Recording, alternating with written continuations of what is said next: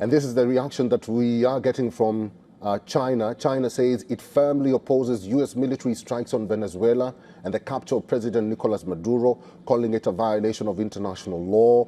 Beijing's foreign ministry said in a new statement, and I quote, "Everyone was waiting for China to actually react, and now it has. China is deeply shocked and strongly condemns the US's blatant use of force against a sovereign state and its action against its president." The statement further says such hegemonic behavior by the US seriously violates international law, infringes upon Venezuela's sovereignty, and threatens peace and security in Latin America and the Caribbean. China firmly opposes it.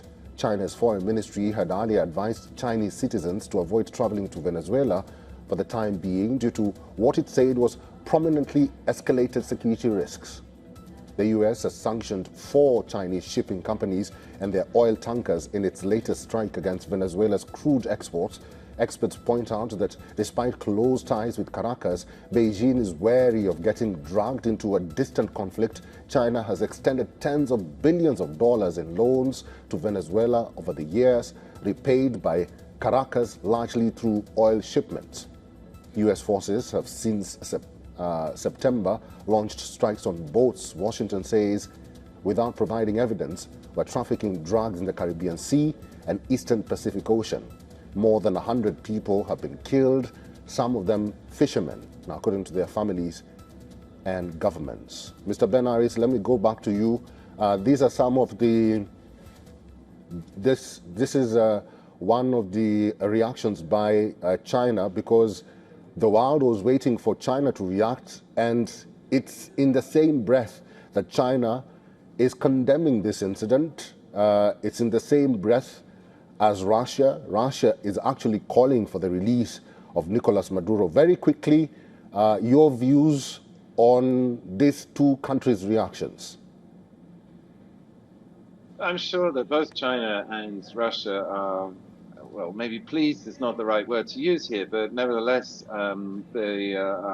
this has been a huge PR win for them, in so much as they've been saying that America is running this hegemony. It does what it likes. It hits other countries with arms if they disagree. It puts sanctions on them if they're nuclear powered.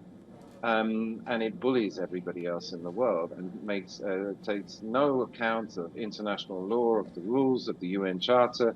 It ignores all of those whenever it feels it's expedient. And in this case, Venezuela is a much weaker country, and so it felt justified to hit it with missiles and send helicopters in and basically kidnap the president of the country. And you can argue that Maduro was not democratically elected or that there was election fraud, but then that's true in hundreds of countries around the world. And they've chosen to attack Venezuela partly because of the oil reserves that Trump has made absolutely clear he's interested in taking hold of those, of opening up the country, of putting in a puppet government that's open to US investment.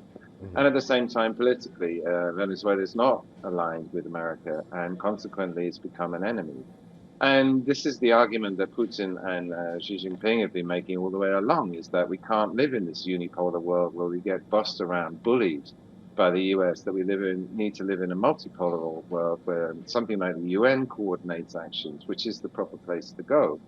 And here we have Trump. He's alienated, I think, the entire global South. The reactions, even from his nominal allies in Europe, for example, have been negative. And they von der Leyen, the president of the EU, also mentioned specifically the UN Charter. Now that you've mentioned the president of EU, I'm sorry to cut you short. Now that you've mentioned the president of the European Commissioner, Ursula von der Leyen, she did actually make a statement. Stay with me. I'll just read to our viewers what the European Commission President, Ursula von der Leyen, has reacted to the events in Venezuela. Von der Leyen says that the EU stands with the people of Venezuela, but that they support a peaceful and democratic transition.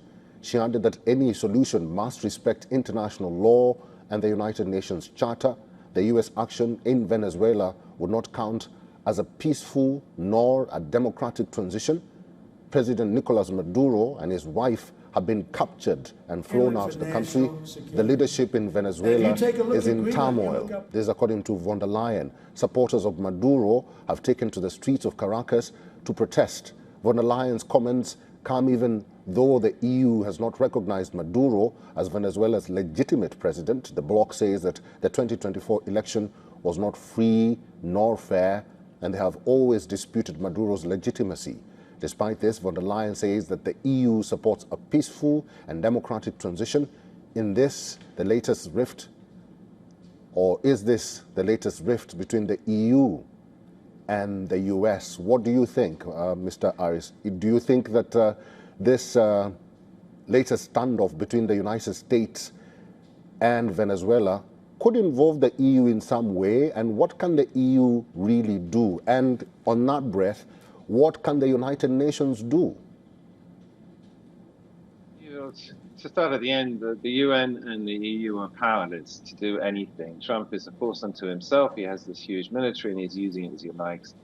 In terms of her comments, you'll notice she specifically mentioned the UN Charter. And that is a rebuke. I mean, that's it's a very clear criticism that you can't do this. This is illegal. But again, the language she used is very muted, because when Russia did this, invaded Ukraine and violated its sovereignty, a ton of sanctions came down on Russia immediately, led by von der Leyen. And the idea that von der Leyen is now going to sanction the states for doing exactly what Putin is just not going to happen, because the EU is very interested in trying to maintain what's left of their relationship with the states, which is very little.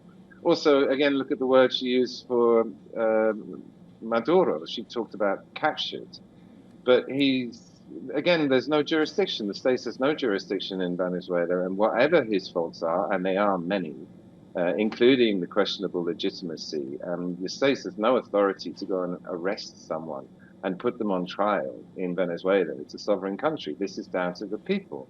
And again, she's talking about a democratic transition, so elections.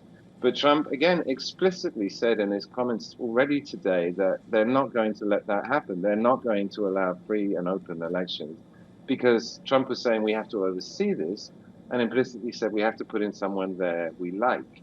So the whole thing runs against everything that the European project of values, rule-based international order, democracy stands for.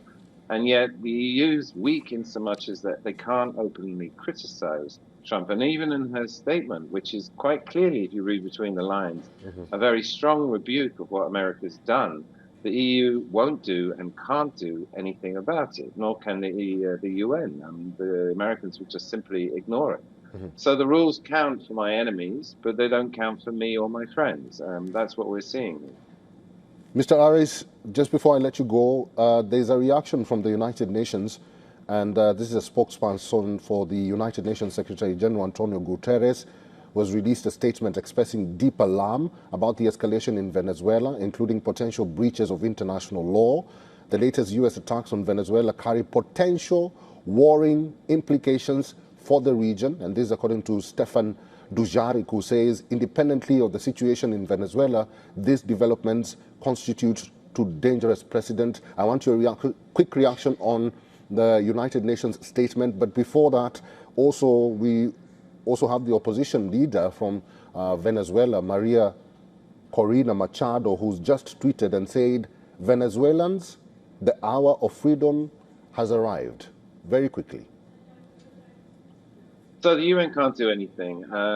Best they can do is to have a resolution to condemn the attack, as they did in Russia's case, and the US, being a member of the Security Council, will just simply veto that. So it'll be a protest, a rebuke, and nothing more. I mean, as for Machado, she won the Nobel Peace Prize. She's widely seen as an American asset. She said in interview openly that she's going to throw the company open. She said explicitly that American companies are going to, quote unquote, make a lot of money in Venezuela by exploiting the oil. And she's very likely to be one of the candidates, if not the candidate, that the Trump administration is going to push. And she's been prepared by getting that Nobel Peace Prize again with the backing of the states. And so I don't know, I think she's looking forward to what comes next. There's been regime change and a new quote unquote puppet will be put in, and a US friendly president that will open the doors to business. And it's not just oil, it's also Venezuela is home to a lot of critical and rare earth metals, minerals, and the US is interested in that. So now we have to wait for the so-called elections to come up. All right, Mr. Ben Harris, it's good to see you. We'll have to leave it there. Thank you very much for your time and for talking to us today. Let's just wait for what the US President Donald Trump is about to tell the world in 30 minutes from now. Thank you. My pleasure.